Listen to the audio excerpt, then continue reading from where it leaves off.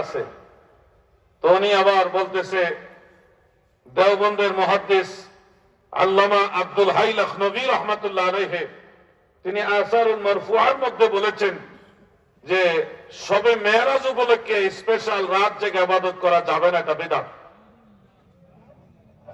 আমি তখন ওনাকে বলেছিলাম ভাই কিতাব পড়লে পুরোটা পড়তে হবে, কিতাবের অংশ এক অংশ পড়লেন আরেক অংশ পড়লেন না তা না, পুরোটা পড়তে হবে, আগে পিছে সব পড়তে হবে।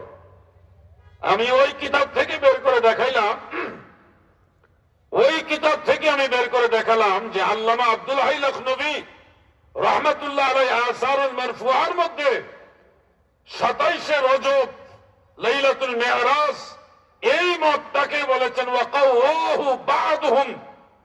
আর ইমাম আব্দুল বাকি জুরকানি রহমাতুল্লাহ আলাইহি শরহে মাওয়াহিবের মধ্যে লিখেছেন ওয়াহুয়াল আকওয়া ইন্নাল ইসরা ফি লাইলাতিন 27 মিন রজব ওয়াহুয়াল আকওয়া।